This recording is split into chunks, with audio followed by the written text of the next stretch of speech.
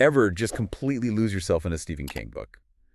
You know, like stay up way too late reading because you can't put it down. Oh, absolutely. It's like he just has this hold on readers. He really does. It's interesting, right? Yeah, and that's what we are diving into today, trying to figure out what makes this author, Stephen King, tick. What makes his stories resonate so strongly, and, what we can all learn from his career, decades of writing. It's remarkable how much his work inspires such strong feelings from people. Like, Yeah. people really love his stuff, I'm one of them. But then there's this whole thing about how he only writes horror, which, well, we'll get into that. Okay, so let's say you've only ever seen a Stephen King movie or something, Yeah. or maybe you saw IT at the bookstore. How do we even begin to understand all his work? Good point. We got to start with that whole horror author thing. People have this idea that he's all horror all the time. And yeah, he's amazing at it, no doubt. But he's done so much more. Sci-fi, fantasy, crime, even a little romance here and there. Wait, hold on. Romance. Now, that's a curveball. Yep. Right. See, that's what I mean. There's something for everyone with this guy, even if you don't love horror, which, honestly, same. But what is it about his writing? How can you tell right away that it's a Stephen King book? A lot of people would tell you it's the characters. Nobody does characters like King. They feel so real, relatable, like they just walk right off the page. It's true, they do. They've got their quirks, they talk like real people, and their backstories. Forget about it. They're complicated and flawed, just like us. Even the scary ones, like even the monsters feel kind of human. Exactly, and that's what makes them so scary. He takes these everyday people, people you could imagine knowing, and puts them in these crazy situations. Often these situations kind of force them to face the worst parts of themselves. Okay, and don't forget about the setting. Like, he writes about small-town America so well, especially Maine, you feel like you're right there, even if you've never been. It's true. He makes those places like Derry and Castle Rock come to life. They become like their own characters almost. Totally. He's a master of using setting to make those scary parts even scarier. Small towns, they're all about community, right? Shared stories, secrets. Right.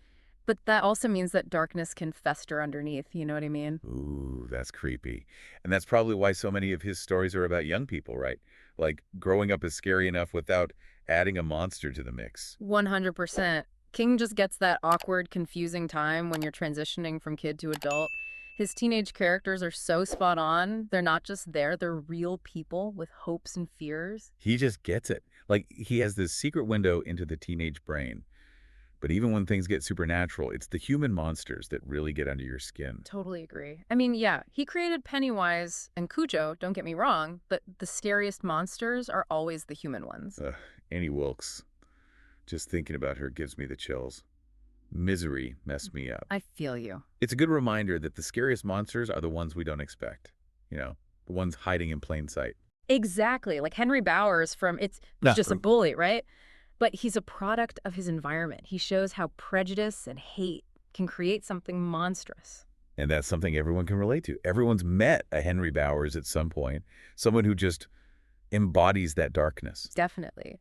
But even with all that darkness, King's stories always have this, glimmer of hope. Yeah, they do. They show you that even when things are really, really bad, we can still find a way through. It's not just about surviving the supernatural stuff. It's about overcoming the darkness in ourselves and the world around us. You got it. It's about the power of connection, love, and finding strength where you least expect it. Like the Losers Club, right? They come together to fight this terrifying creature, and it's their friendship, their history that helps them win. Precisely. But it's interesting. We keep coming back to this idea of connections, of something deeper going on in his work. Good ear. You're picking up on something. It's actually one of the most fascinating things about King's writing. The connections between his stories. Some people call it the King multiverse. Wait a minute, the King multiverse. You're saying all these different stories, all these worlds he's created, they're all linked? Yeah, in a lot of ways they are. It's something he's been weaving in all along. Little nods here and there, characters popping up in different books, even shared universes. Wow. And right at the center of it all is the Dark Tower series. Oh, here we go, the tower again. I have a feeling we got to talk about this. We do. It's basically the heart of the King multiverse. We can't talk about one without the other. All right, so for someone just starting out, give me the quick pitch. Why is the Dark Tower so important for understanding Stephen King? Picture this, a story that's like Part fantasy epic, part Western, with a little sci-fi and horror thrown in. Okay, that's a lot to unpack, Right. but that's the Dark Tower. That's the one, and it's crucial for understanding this whole King multiverse thing. Okay, I'm hooked. Tell me more. So, at its heart, the Dark Tower is about this gunslinger, Roland Deschain. Gunslinger. Okay, already sounds intense. Right. He's on this quest to find the Dark Tower. It's supposed to be this nexus point where all universes connect, including ours. Whoa, okay.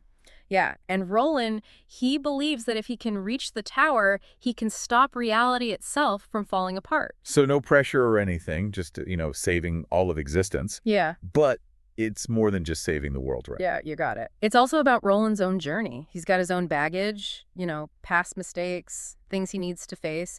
It's about sacrifice, too. Heavy stuff. It is. And along the way, he picks up these companions. They call it a quartet. They're like his crew. And I bet some of these companions might be familiar to people who've read other Stephen King books. Ding, ding, ding. We have a winner. That's where the multiverse really comes alive. You see characters and stuff from other King books popping up in the Dark Tower. So it's all connected. Exactly. It's like all these separate stories are threads, and the Dark Tower is this magnet pulling them all together. Wow. Okay, so you're saying if I read The Dark Tower, it's like getting the behind-the-scenes look at how all these King stories connect. You got it. Like finding all the missing puzzle pieces and finally seeing the whole picture, it makes you appreciate the other stories even more. I can imagine. But speaking of connections and big pictures, we got to talk about the ending of The Dark Tower. I've heard things. Let's just say it's a bit controversial. That's one way to put it. People seem to either love it or hate it. Pretty much. Without spoiling anything, what is it about the ending that gets people so fired up? Well, King uses this cyclical structure, basically suggesting that Roland's journey might be fated to repeat itself. It plays with these big ideas like destiny, free will, the nature of truth. Okay, I'm following. Some people find it really thought-provoking, like a metaphor for life, it all comes back around. Right. Others feel like it cheapens the whole journey. Which, knowing King, could be intentional. He likes to push buttons. Oh, absolutely. But whatever you think about it, the ending makes you think. It's classic King, sticking with you long after you've closed the book. It's true, his stories do that. They get under your skin. But, we've talked about The Dark Tower, but there's this pattern in a lot of King's work, this blurring of lines between genres. He can make something ordinary, like, I don't know, a small town, and suddenly it feels terrifying. That's the beauty of his writing. He understands that real horror is often hidden in the everyday. Right. It's that creaky floorboard at night, the creepy house down the street. It's scarier because it feels real. Totally. And he isn't afraid to go to those dark places in human nature. Not at all. Like, he writes about trauma and abuse and loss, but there's always this sense that people can come back from those things. Exactly. It's a huge part of why people connect with his writing. It can be scary, yeah, but it's ultimately about hope and resilience, about how strong people can be. It's inspiring in a weird way. It is. We've talked a lot about the stories, the characters, but we should talk about King's writing itself. He's just such a good writer. Oh, absolutely. His prose is incredible. It's simple, but so effective. He writes like he's talking to you. It's so true. Like he's telling you a scary story around a campfire. Right, and those descriptions, that dialogue, you feel like you're right there. You can practically smell the musty air, hear the floorboards creaking. And when he wants to be scary, he goes there. I've definitely had to put a King bake down because it was just too much. Oh, yeah. He doesn't hold back. But he never glorifies it, He uses those graphic moments to remind you how fragile life is. Yeah, it's like a punch to the gut sometimes. Okay. But even in those moments, there's often this dark humor, this like sardonic wit that makes it even creepier. It's true. It's like a defense mechanism. Yeah. Like even when faced with something awful, we still find a way to laugh. It makes it more human, I think. Definitely. But there's one more thing I wanted to touch on. We haven't really talked about why King's stories, especially the coming-of-age ones, can feel so nostalgic. Even if you didn't grow up when or where his characters did, there's this feeling of like remembering something you never experienced. It's interesting, right? I think it has to do with this longing for a simpler time, especially in our world today. King taps into that. Like we all secretly wish we could go back to being kids, even though we know it wasn't always easy. Exactly. It's like that feeling when you reread a book you loved as a kid, or maybe hear an old song and it takes you right back to that moment.